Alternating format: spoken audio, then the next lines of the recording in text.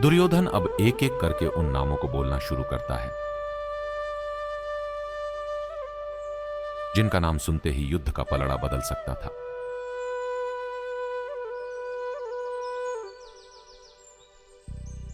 भवान भीष्मश्च कर्णश्च कृपश्च समितिंजय अश्वत्थामा विकर्णश्च सौमदत्तिस्तथैव च। आप स्वयं भीष्म पितामह, कर्ण, कृपाचार्य, अश्वत्थामा, विकर्ण और भृशरवा जैसे महान योद्धा हमारी सेना में मौजूद हैं। अगर आप रोज भगवत गीता के श्लोकों का आसान अर्थ समझना चाहते हैं तो चैनल को सब्सक्राइब जरूर करें। लेकिन यहां एक बात बहुत अलग है। दुर्योधन सिर्फ नाम नहीं ले रहा था, वह अपने गुरु को यह याद दिला रहा था कि उसकी सेना में ऐसे योद्धा खड़े हैं जिन्हें हराना लगभग असंभव माना जाता था। और सबसे पहले वह भीष्म पितामह का नाम लेता है। क्यों? क्योंकि भीष्म सिर्फ योद्धा नहीं थे, वे कौरव सेना की सबसे बड़ी उम्मीद थी।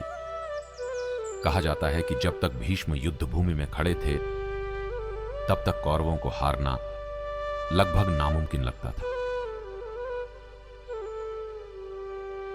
फिर आता है कर्ण का नाम, एक ऐसा योद्धा जिसके पास शक्ति भी थी, कौशल भी, लेकिन भाग्य कभी उसके साथ पूरी तरह खड़ा नहीं दिखाई दिया।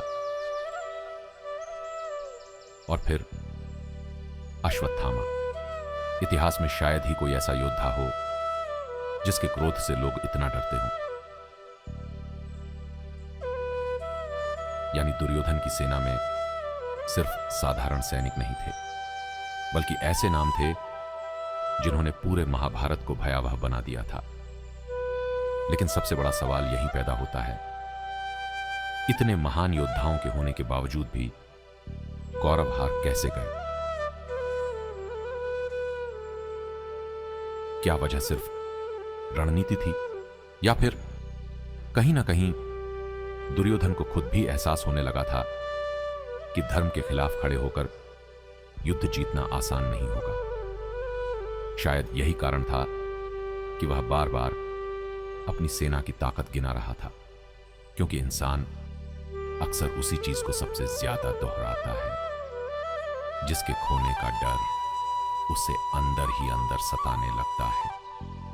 और दुर्योधन के शब्दों में वही बेचैनी धीरे धीरे दिखाई देने लगी थी। ऐसे ही गीता के गहरे अर्थ समझने के लिए चैनल को सब्सक्राइब करें। ग्रंथ का अर्थ